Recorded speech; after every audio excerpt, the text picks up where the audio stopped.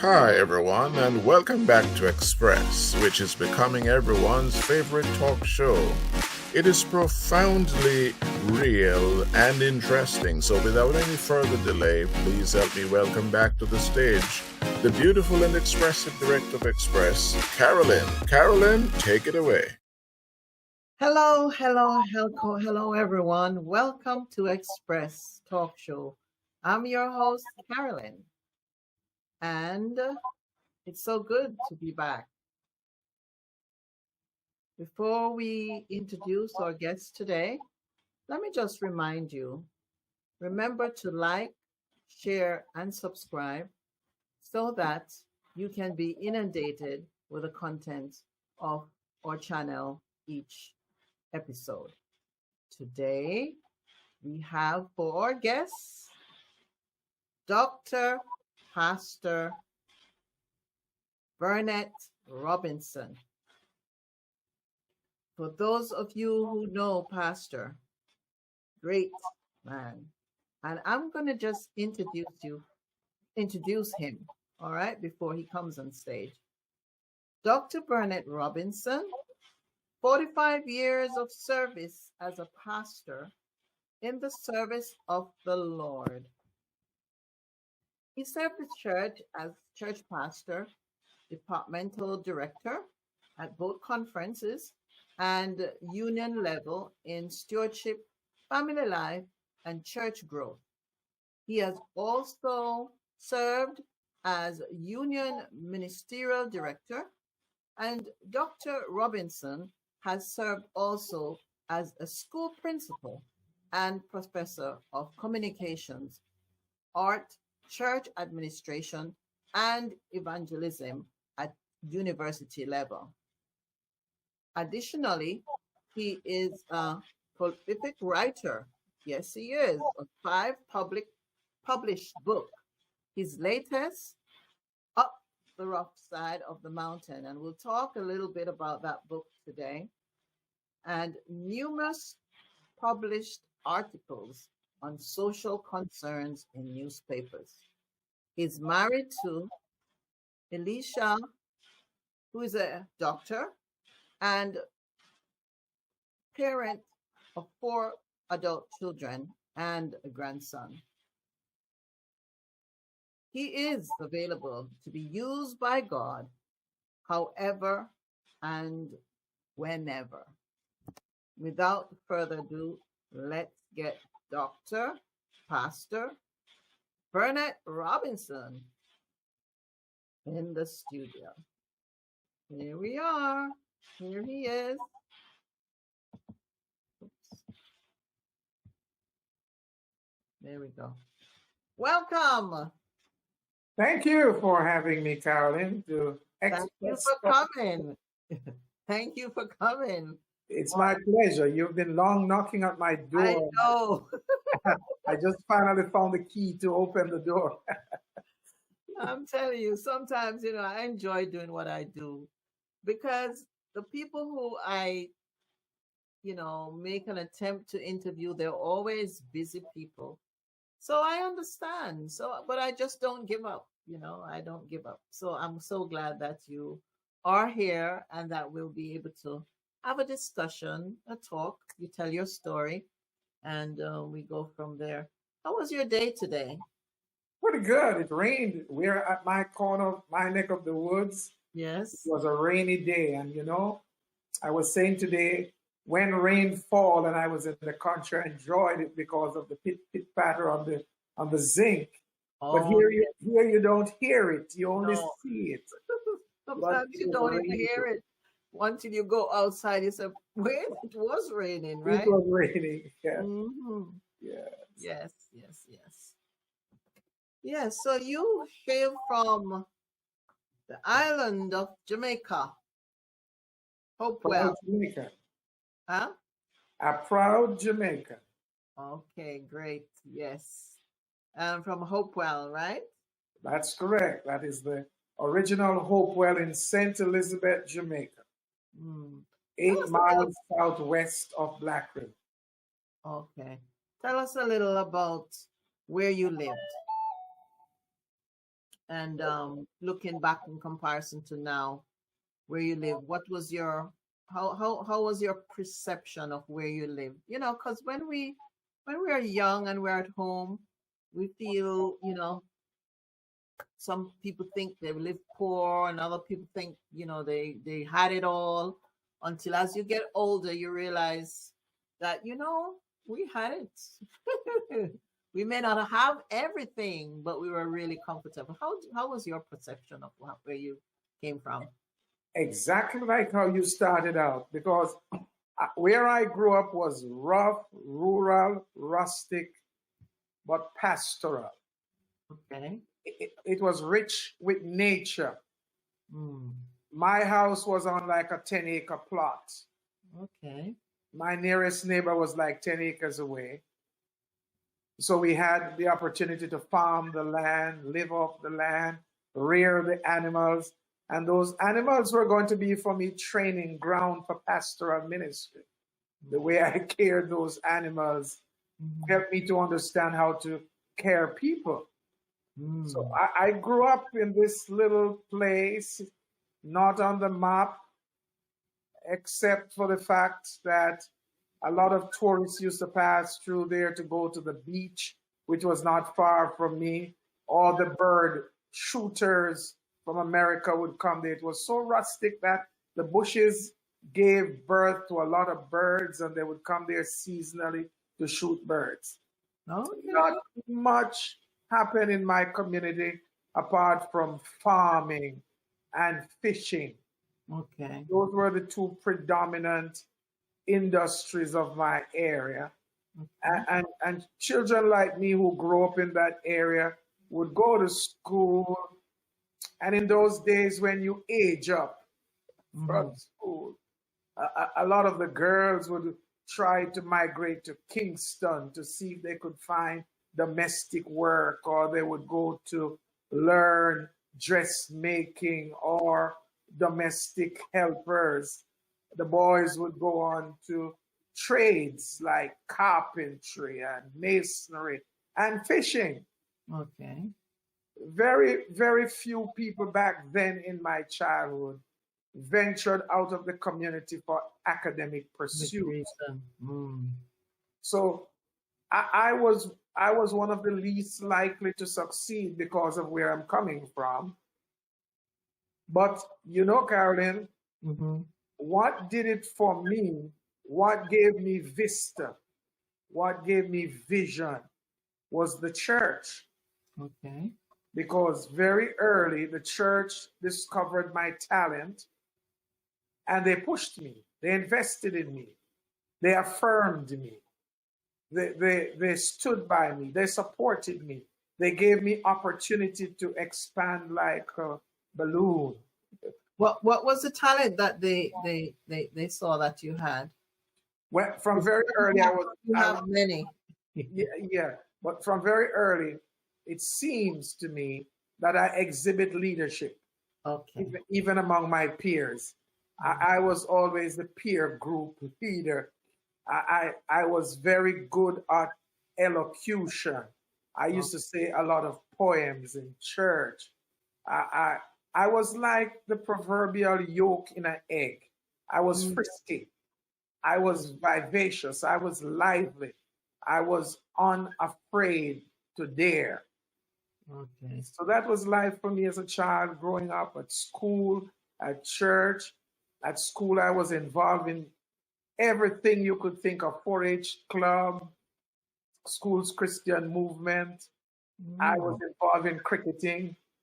I was involved in soccer. I made life very happy because I did not have amenities at home like television, and even the radio we had was turned on for certain times for the day, 7 o'clock to catch the morning news, and then it was off until in the afternoon, 6 o'clock to catch the evening news. Because they had to save battery, you see. They could not keep playing. I know. So that was the nearest I went to technology. An old radio that my aunt bought that was called Rivera. I remember. And strange enough, Carly, it it is still at my house. It is still at my home. Really? It's a heirloom. Yes, ma'am. I happen to have the It first works in radio. order, functioning? It is functional. Just Functioning. need a couple batteries. Okay. I have the first radio that we ever bought. It's a Rivera. And I have the first television that I myself bought. It was a black and white. And everybody said, I've got with it, because I thought when I owned it, it was an upgrade. When my children see it now, they chuckle. Yeah. But it's good to keep those things because it reminds you, it keeps you, you know. Yes, I like historical things. Yeah. I like landmarks. I like history. I like to be able to go back in time and see how the Lord has led me from where I was. One of my teachers told me that I was destined not even to be a good fisherman. And little did she know that when she said that to me, it was like high octane fuel that was going to give me a turbo engine to prove to her that I'm not what you're going to say I am, ma'am. I'm going to be who God wants me to be. Wow. Amazing how teachers in those days, some teachers used to just, I don't know, just demotivate their students with the words that they would tell them. Although, as you said, that motivated you. Yeah, I it's know worthy. people who their teachers weren't very nice with what they said to them and they proved them wrong. Yes, That was a motivator for them. Yes. it So was. you went, so which school did you go to in Hopewell? I went to Hopewell Primary. Mm-hmm. I had a great principal and teacher there who was a great motivator. I must admit she was, Miss Roach. And Miss Roach is still alive. Miss Roach is in her 90s now. What? But she was a principal extraordinaire. So my early academic grounding was under her principalship. Then after that, I went to a school called Warren Academy in Walton, which was midway somewhere between my primary school and my church. And that school was run by one teacher. He was the sole teacher with up to 200 students, and he taught everything from the common entrance to the third Jamaica local examination to senior Cambridge. And he was very successful with his students, and he was my cousin, my mother's first cousin, two brothers' children. So when I got to a certain point in school, they thought that the best person to groom me would be Teacher Warren. So they moved me from Hopewell to Teacher Warren School, and that's where I got my scholarship. In those days, to get a scholarship was something fantastic. I got a full government scholarship, and I went to the St. Elizabeth Technical High School where I paid $11 a year for my education. $11 per year. Let's talk a little bit about as you studied. Did you have to burn the lamps? That's all we had. We had but did you stay up late at night to study, or was it just easy for you? I studied before night. Okay. Because we had to use unconventional methods to get light. Right. Okay. We had no electricity, and we were not able to afford lanterns. So we had what we call home sweet home and kitchen unmentionables. Yes. that we used to get light. So when we got home from school, our first line of duty was to do homework, home chores first, and then homework from school, so that when the shadows of evening fall, we would have had our homework taken care of. What were some of the home chores that you had to do? Oh, I had to take. Did you have to do any before you go to school? In the morning, it was programmatic. In the mornings, I had to get up, take the animals to pasture. Okay. Then I had to pull the drum, and that means going to the public standpipe for water, which was a little distance from home. We had to look firewood so that the meals could be cooked during the day when we are going to You're school. not there. Mhm. We would come home in the evening, and when we got home in the evening as kids, I used to run to the farm where my grandmother was farming. And when you get there, dinner was ready. So you eat, do your homework, then plant a few things. And when the evening shadows began to lengthen, we would journey home. On our way home, we would wash our foot at the standpipe. Yeah, so that when we go home, we were bed ready. And until time for bed, we would sit on the veranda and we would tell stories. We would be told stories, Okay. and it was a teaching, learning experience because I learned so much of the history of my family from my grandma. Okay. She shared with us her journey and how she would not want us to go through the rugged terrains of life like she had to, because my grandmother is responsible. Well, my grandmother is my heroine. Mm-hmm. Yes, I was raised among women. It was my mother, Mm-hmm. my grandmother, a dear aunt Muriel, and I tell people that my mother gave me life. My aunt Muriel taught me how to make a living. And my grandmother worked hard to see to it that her children and grandchildren were taken care of. We were never without food. We thought we were poor, you know.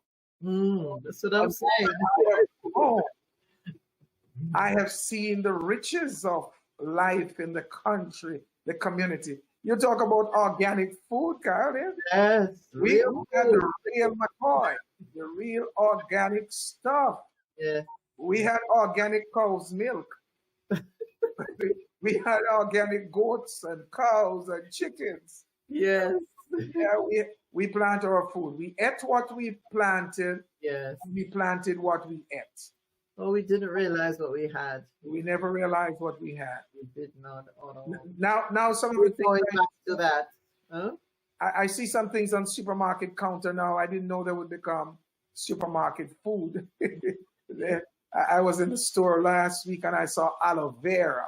We used to burn them to try to kill them out because they would take over the land. Yes. And all of those now have become, the usefulness of them have been discovered. Everything, everything you can think about, you can use aloe vera for. It's good Yeah. for everything. Yes. So let's talk about when you went to West Indies College after leaving St. Elizabeth Technical High School. Technical High School. You went to West Indies College. Tell Yeah. me more about that. How did you hear about the college? Well, when back to the point I made earlier that the church discovered me. Okay. There was a president at the union at the time by the name of Elder Hiram Walters. And Elder Walters would go across the nations. He would come to my church because the church I grew up in, it was was the largest church in St. Elizabeth. Mm-hmm. And out of that church has come great leaders and pastors wives, teachers, doctors. Yeah. So he would come to that church very often and he would say, give of your sons to spread the message glorious. Give of your daughters to speed it on the way. And he would say, go to West Indies College. Send them to West Indies College. And when I was leaving high school, he came to my home church with the same message. And he said, go to West Indies College and tell them that I say you're to come. I took it literal. Okay. And I went with $84. Okay. And I went to West Indies College. By the way, when I was to register, by the time I was to register and got to the finance department, they told me that that was just like a pebble up on a vast ocean and they couldn't register me. And Mercy. so I told myself, Mm, I'm not going back home. okay. My church had sent off for me. Right. How could you go back? How could I go back? So I got a job at West Indies College to Okay. work in the printry. Oh, And okay. it paid me 22 cents per hour. Mm, And I got 30 hours per week. So when you multiply 30 by 22 cents, it gives you an idea of how much I was making. And that was not even enough to pay the cafeteria bill. And I tell you my testimony, Caroline. I went one day, one Sabbath, I decided I wasn't going to go to church. I was going to go to Waltham. You know Waltham. It was a bushed area beside West Indies College. yeah. And I took my Bible and a little book called Steps to Christ. Okay. And I spent the day from morn till eve in those bushes, reading, singing, praying. And I can tell you, I challenged God. I told God things. I didn't ask him things that day. I told him things. One, I can't afford, my pride would be crushed if I go back home. Mm, I'm not going back home, God. And you need to help me find a way out. You said you would. And I said, Elder Walter said I should come here. And I'm here and I'm not going back. mm, That was Sabbath. I went back to the dormitory that night. And I felt like a burden had come off me. mm. I just threw my wants, my needs, You wrestled with him. fears upon him, because my mantra from a childhood was been 1 Peter 5 verse 7. Cast all your cares upon me, for I care for you. That was the first memory verse I said as a little child in kindergarten at Sabbath school, 13th Sabbath program. And I never forgot it. And there was no microphone those days, so I had to talk on top of my lung for the people at the back to hear. Cast all your cares upon me, for I care for you. And that's been my mantra through life. So I threw my cares that Saturday on the Lord. I left them there. Yes. Sunday morning, I had nothing to do. I was new on campus. I didn't know too many people. I was locked away in my room, and I said, let me go get a little fresh air. So I walked down the lobby, saw the Sunday Gleaner. And when I saw the Sunday Gleaner, I sat in one of the couches and started to read it. Okay. And of all the places that I choose to read was the Sunday ads, the advertisement page. And I saw in the Sunday paper a job advertised for an English teacher at the Mayday Secondary Mm. from 7 to 12:30, 7 a.m. to 12:30. That was pretty convenient. So, yeah, because classes started. Yeah. And I am not yet even registered. So I applied for the job. I didn't know where Mayday was, but I applied for the job. Posted the letter on Monday morning. Thursday of that week, I was in the dorm after coming home from the printry. I was sitting down reading, as I love to do, read. And I heard over the PA system, Burnett Robinson, somebody's in the lobby to see you. Burnett Robinson, they called 3 times. I dressed up and I went down. And when I went, they showed me a lady waiting in the corner to see me. Never seen her before. Her name was Mrs. Riley Jackson. She was the principal of the Mayday Secondary. And she said she got my application and she was so impressed with it that she came by to ask me if I could start working on Monday. Oh, And so the rest is history. mercy. I wouldn't say no to that. God acted so speedily.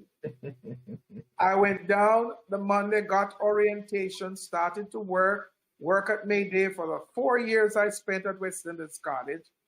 I went to work 7 to 12:30, and I went to class 1:15 to 9:15. Sometimes they were very tiresome days, draining days. Besides, I had schemes to write, lesson plans to make, papers to mark. So I would go to bed as I got up in the morning, do what I have to do. And the cycle went on. And you know what? I got registered at the college, was able to pay my school fee, all the goodies chipped in. The conference, West Jamaica Conference, knew of my exploits because when I was 14 years of age, I was conducting evangelistic series. Really? Yes. Oh. And they gave me a non-worker bursary. Besides that, I would do canvassing, colporting in the summers. So when I left West Indies College, I was a rich boy. I tell you how rich I was, Carly, when people were lining up to see whether they can do exam or not. I didn't have to worry because my account was always. Wow, that's a blessing. And I left there with the college owing me, not me owing them. While I was there, I was able to work on my mom's house because, you know, you're at college and if your friends are coming home, you want to have a good representation of your place. Yes. I was able to fix up my mother's house. I was able to help my siblings to move on to get an education.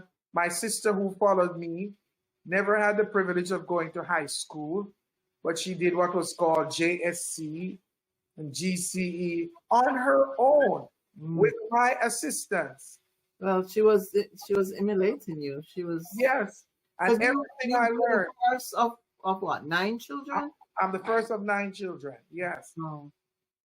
My so sister. a lot of responsibility. And they look up to you, I imagine. To this day, they look to me for leadership. My sister, everything I learned that I thought was exciting, I shared with her. And then she passed her JSCs and she started out as a teacher. Then she went to Kingston, became a secretary. Then she came to the United States and she studied hard. And she has a doctorate too in epidemiology. I'm so proud of her. And so what we did in my family is that each one helped one. So I helped her. She helped the sister who followed her. And then the sister helped the brother who followed. And we all put together and helped each other because we grew up in the country as a family, as a unit. We were so closely aligned to each other. So West Indies College shaped me professionally. I went there. I went there on time, and I finished on time. I never spent a day over the 4 days. And one of the wonders of my success is this: God gave me the innate gift of being able to detect examination questions. Maybe because I was teaching and had an idea of curriculum and development. But I would go to my teachers' classes and I would listen to them teach. Aunt Luce would teach, and you listen to her and what she accentuates. And because I didn't have time to study, I made sure to absorb everything I heard in class. And some of the exams, I said, well, if they don't give this, I'll have to do the course over next year. And lo and behold, when I go, guys would look around to me and laugh because what I told them was coming did come. And so I passed through West Indies College as an honored student too. I made the honor roll several times and graduated, all because I cast all my cares on him, knowing that he cared for me. Yes, talking about the exam, when I used to teach too, I think after a while when you're teaching, you see how the type of questions they ask, and you rightly. I used to say, make sure you do this, and they used to say, miss. It's the same questions you told me to cover. The same questions came just because of experience. So I understand what you're saying there. Yeah. That's true. Yes. West Indies College was West Indies College has helped to make me a cosmopolitan person. Okay. I met people, when I was in college, there were people there from over 40 different countries. Wow. I had an English guy in my room and I had an African in my room, 2 Jamaicans. So it helped you to understand the rest of the world. Yes. So, Our learning was not only from books, but from experiences. yes. So, And you know how life was difficult on the hill for some of us. yeah. Even to get a bottle of water was challenging, Yeah. but we were innovative. Yeah. So we're referring to, for the audience, or community here. I'll just stop for a while. For those who are not familiar, West Indies College is now known as NCU, Northern Caribbean University. But Pastor Robinson, Burnett, and I, we went there, and that's what it was known as at the time. West Indies College is now Northern Caribbean University in Mandeville, Jamaica. So let's move on now to talking a little bit about your books. Or is there something else you want to talk about? No, To get to your books, let's talk. I follow your lead. My pen has been my friend over the years. You know, from I was a child at primary school, you recall they used to have a paper called Children's Own. Yes, yes. And I used to write letters to Children's Own to Aunt Susie. Okay. And I used to like how the articles were written. There are some, my teacher, Curtis Warren, blessed memories of him, insisted that I, his cousin, Mhm. speak properly. He never gave, he never gave patois at the time the attention it now deserves. Mm. He just felt it was bad language. So when you're on his campus, you have to speak properly. Your syntax and your grammar and your sequence of tense has to be in alignment. Mhm. Who cares what you do when you leave campus? But at my school, English must be spoken. So we had to learn to speak. And not just to use words, but to use them properly and to place them and phrase them. Yes. He used to teach us that words are vehicles that transport ideas. And you have to paint the picture so that people can see what you're talking about. Mm. We had to read every Sunday, the Sunday Gleaner editorial. We had to read the editorial in the Sunday paper. I'm trying to remember the name of the guy who he wanted us to read. And another thing he wanted us to do, Caroline, was to listen every morning at 8 o'clock, wherever you are. Yeah. At 8 o'clock every morning, Monday to Friday, we had to listen to the BBC Okay. because he said that was the purest form of English. Did you have to write a report of what you heard? You had to write a report of what you heard. Mm. And before classes start in the morning, That he was would talk frustrating. about the morning report. And he would call us randomly to read what we wrote. What was the major news item of the morning? What is it that the news anchor said that intrigued you? And so we spent a little time, maybe a 20-minute, talking about those things. So I developed the love for writing, Mm. for English, and for literature. Okay. I read off every book in my school library because there was nothing else to do. And talking about reading books, my grandmother was also a voracious reader. Okay. She read everything she could, and she would let me sit in her lap and she would read stories to me from some old English primers, but they were full of morals. Mm. And she would ride the donkey, that was our national transport, from where I lived to Black River, 8 miles away, just well, she did everything she wanted to do in Black River when she went there. And among the things that she did was to go to the library to get books for me, my sister, and herself. And we would read and tell her what we read. My sister would do that, and she would read and tell us what she read, so that by the time she's going back the next Friday, we would have read off all the books, and she would get a new set. So we were always reading. And your supplies.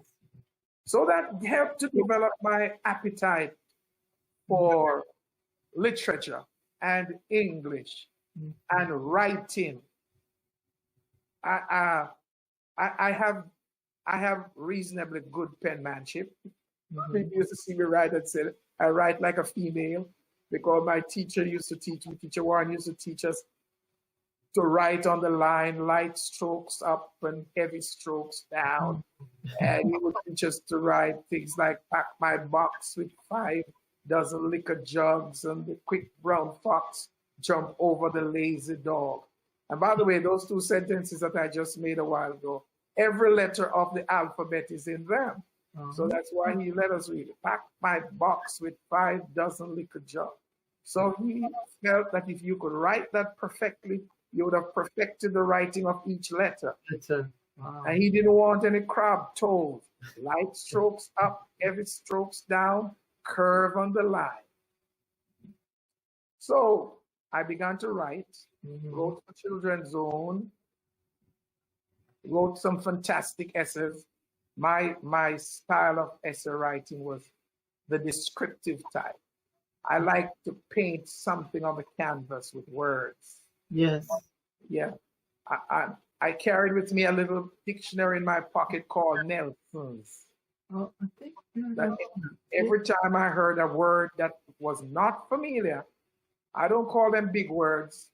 I call them unfamiliar words. Yes, yes. I would take my little Nelson and look up the word, and I would begin to use it in sentences until it became part of my vocabulary. So I like to write, so I like to recite. So I got an idea one day, why not make an anthology of poems? And I started off by making some for myself. And my poems are rhyming scheme poems with iambic pentameters. When you have poems that are not blank verses, people remember them more when they rhyme. Yes, yes. And so I put together this anthology of poems called Inspirational Poems. That was a big hit. And in it, I recorded all the poems I said in church and some that I wrote for myself. And then I wrote another book, Lead I'll Follow, which is a distillation of my dissertation. My dissertation is on leadership, the life of Nehemiah, and what is in his leadership then that is relevant to our time today. So I wrote that. Then I went home for Christmas and began to notice the changes that were taking place in my environment, and compared then with now, and wrote a book about then and now, a journey down memory lane.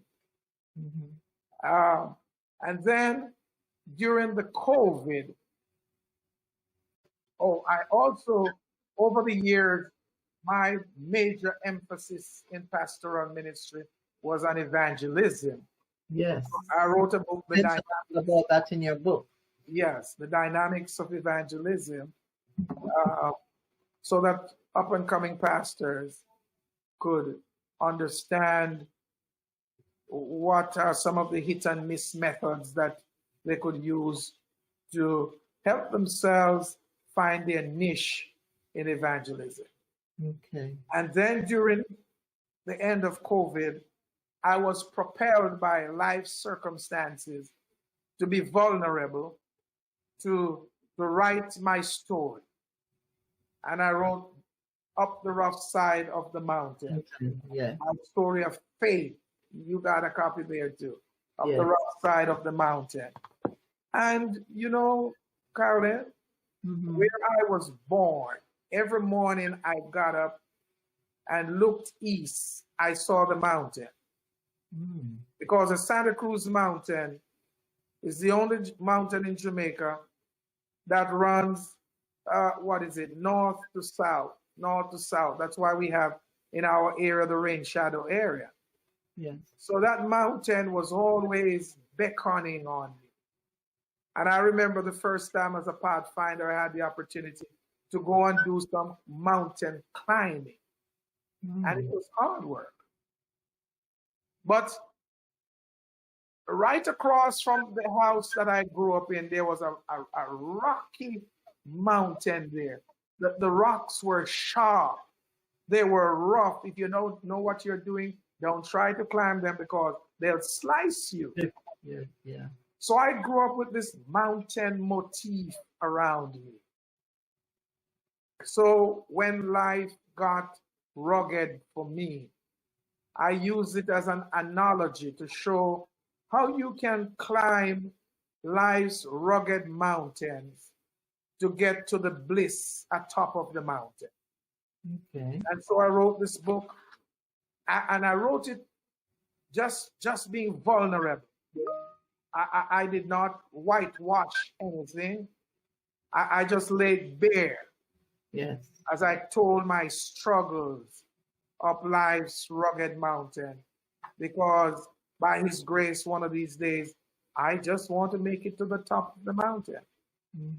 I've had the bruises. I have had lacerations. I've been sunburned. I have been slashed, but I still keep a climbing. Still standing. Yes. Still keep a climbing. Yes. Right. So, in your book, as you said, you mentioned about leadership. You tell us more about why you are so interested to talk about leadership, and why do you think it's very important, especially for those upcoming pastors. Tell us a little about that. You wrote about leadership in chapter 10. Spiritual leadership lessons learned along the journey. Yes. Leadership, you are either going to be a leader in life or a follower. I found that from I was a child, I was prone to lead. I was president of so many clubs. I even my little peer groups in the community, I would marshal them together. My leadership shone out most brilliantly when I was around 12 years of age, because around then, Michael Manley started what was called Jamal. Yes, I remember. Where most Jamaicans couldn't read. I remember I had to write letters for neighbors to their family overseas. And when that program was launched, I was so inspired by it that under a big ackee tree in my yard, I started a Jamal class. Wow. And the big people that came scared me, but they were willing to learn. Yes. And I taught them to read. Whoa, boy, when they could write their name, it was like a 100-watt bulb had been turned on in their life. They never had to go post office again and make X's. They could write their name. They could read the NOLA book. Here is NOLA. Here is Baby Bob. Here is NOLA and Baby Bob, mother, father, Baby Bob. And they were able to read, and they took off. So in church, I was a leader. And that instinct followed me. I left college very young. Very young. When I left college, I was not yet 22. Oh. And when I went to college, my classmates were big men. Some of them I had to say yes, sir, too. You know what it was at the college at the time, Carly. Yes. So I was the boy among men. And my talent began to reveal itself, to show. I was president of Excelsior. I was president of Ministerial Association. I served as an elder at the college church. I was all over the place conducting evangelistic meetings. Mm-hmm. So leadership, I was fascinated by my roles in leadership. And then I entered ministry young. 8 years later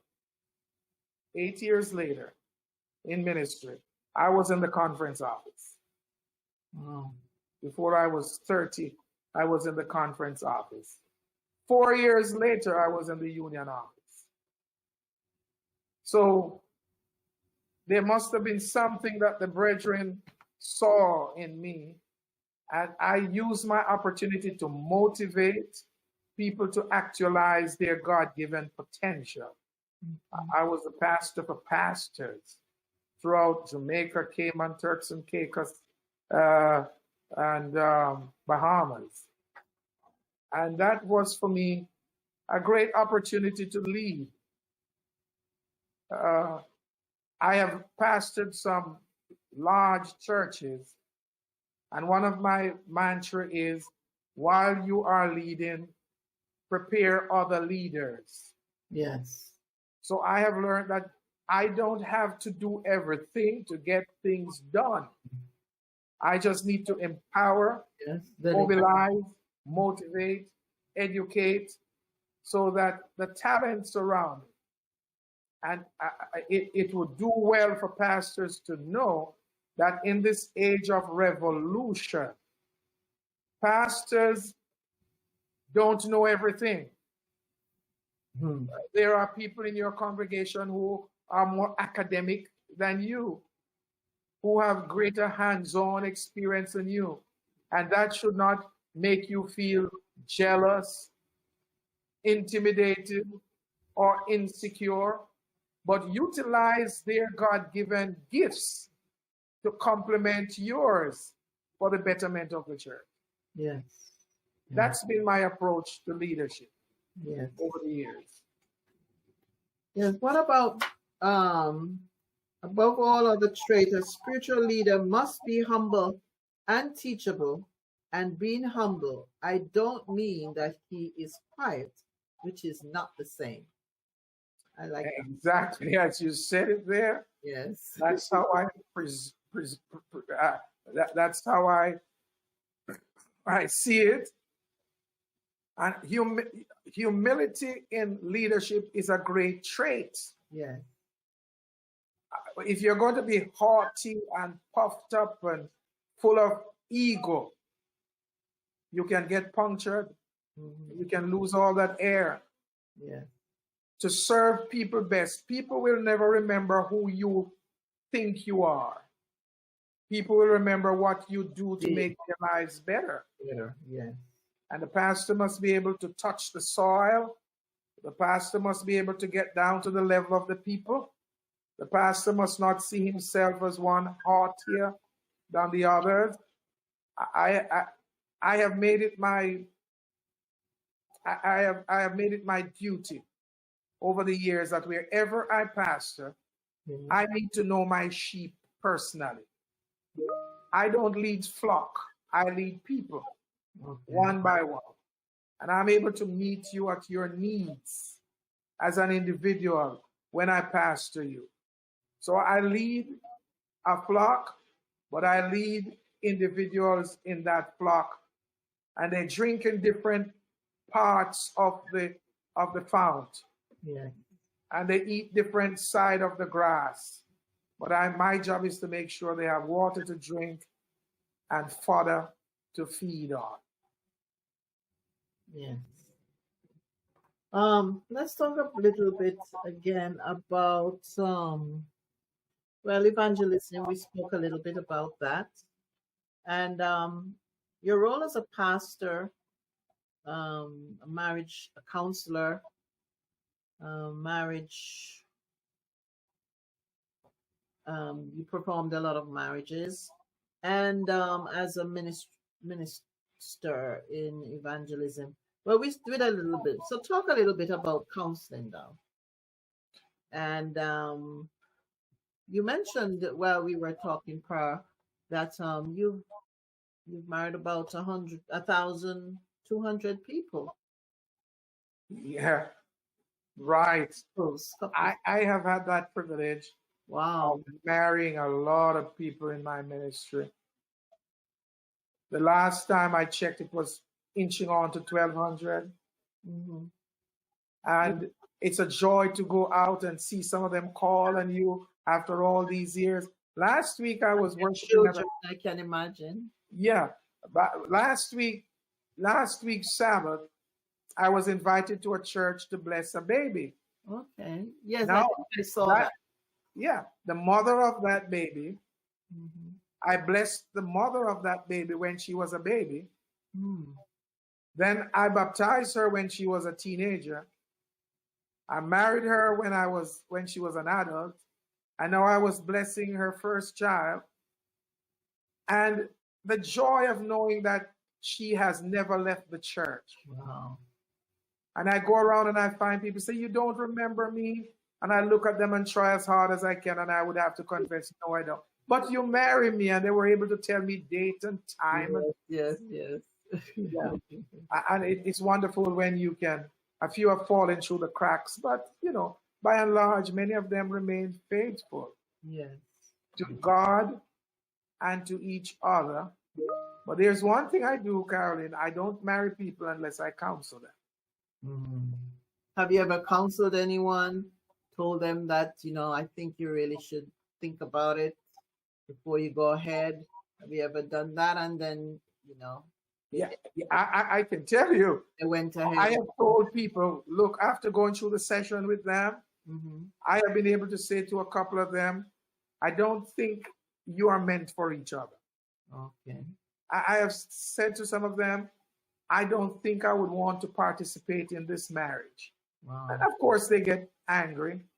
Some of them have come back to confess to me that if only they had followed my example. Some have said, "I'm sorry, Pastor. I was vexed with you over these years, but now that I'm going through what I'm going through, I wish I had listened to you." Yeah. I have told some that the time is not yet. There are some hurdles you need to cross before you say "I do." And some have cooperated well, and it has worked out for their own good. Yeah.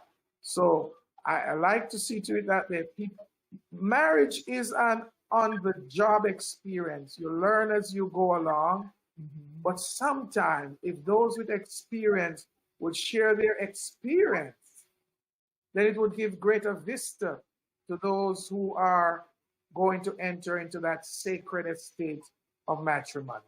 Okay.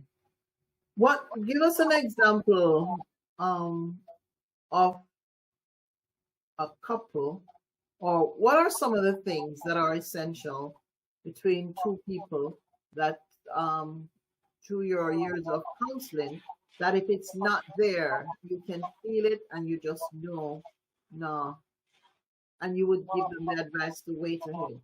Someone is looking on, thinking of getting married too.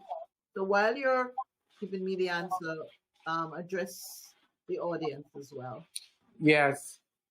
If you're getting married, you need to be aware of a few major issues. One of them is compatibility issues. Okay. It is very difficult for two people who are incompatible to live compatibly. Another thing that needs to be addressed is roles in marriage.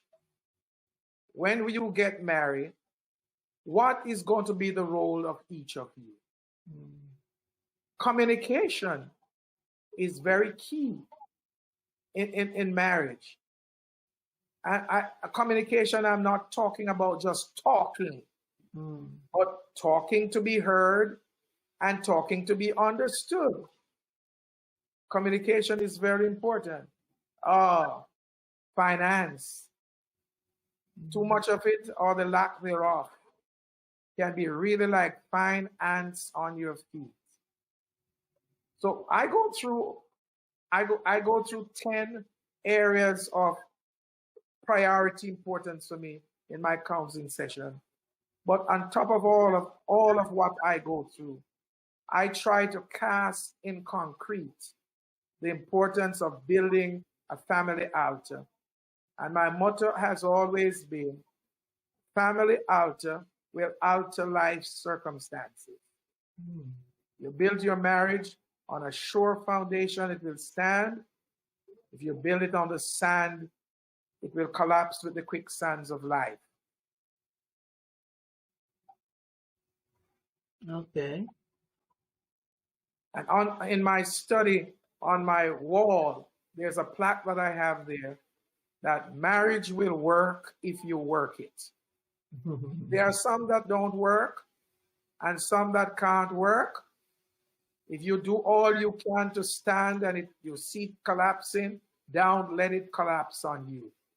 I'm not one of the pastors who tell people that because of your religious beliefs and your spiritual beliefs and your church doctrine that you should subject yourselves to abuses and to batterings. Oh no, I am not one of those. I think those are inhumane, they are cruel, and I don't think God, old folks say, God don't like ugly.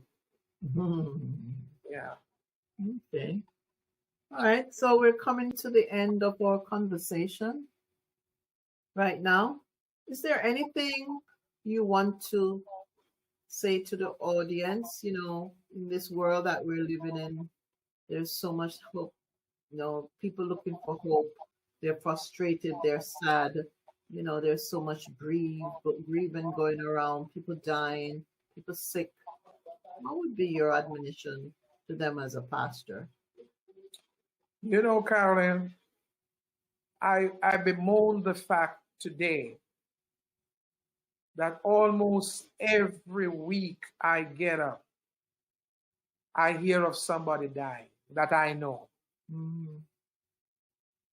Death has become such a common enemy amongst us that one by one, our friends and our families are going down the valley. And it would behoove us to live every day as if it is our last day.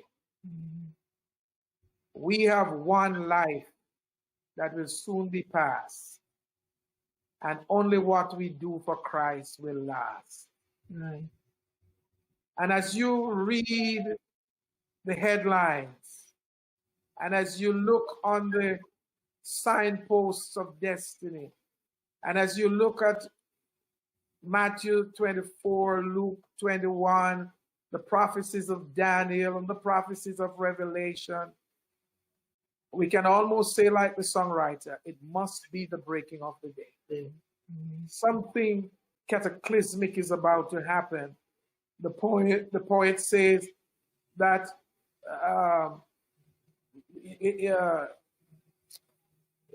I forgot, it went out of my head, but the center can no longer hold. The center can no longer hold. Things just can't continue the way they are going. And they are not getting better, they are getting bitter. So, the only safe place that I know is in the arms of Jesus. I have stayed under his wings. Situations and circumstances and people have tried to push me from under his wings. But I remember the little song say, under his wings, I will safely abide.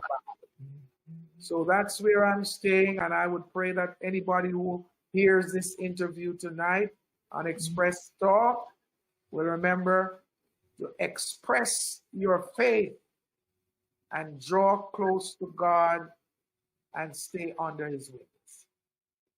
Well, thank you so much for coming, and thank you so much for sharing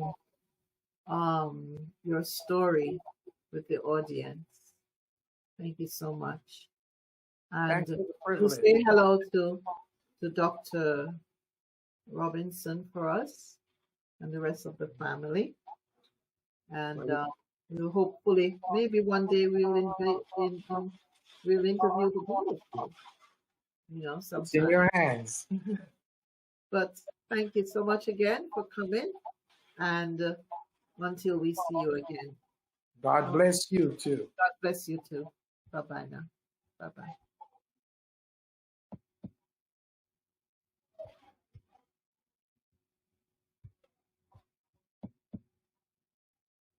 Yes, that was a great conversation with Dr. Pastor Robinson.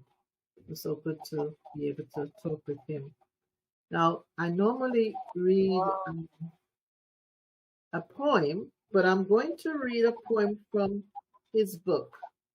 The title of his book, and by the way, I should have asked him to tell us more about how we can contact him, but this is on Amazon. You can get his book from Amazon. Coming Up the Rough Side of the Mountain by Burnett Robinson.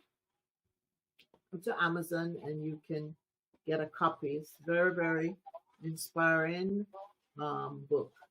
Now I'm going to read from page 52. There's a poem there that says, from The Sound of Music, it says, climb every mountain, search high and low, follow every byway, every path you know. Climb every mountain, ford every stream, follow every rainbow till you find your dream. A dream that will need all the joy you can give every day of your life for as long as you live. Climb every mountain, ford every stream, follow every rainbow till you find your dream. A dream that you will need all the joy you can give every day of your life for as long as you live. Climb every mountain, ford every stream, follow every rainbow till you find your dream. So if it means climbing a rough side of the mountain, you've got to do that to find your dream. And this is the lyrics of the song, Sound of Music. When I'm crossing the crossroad, and this is the lyrics. Great. All right. So please remember to share, like, and subscribe until we meet again. Thank you so much for being here. We look forward to seeing you again.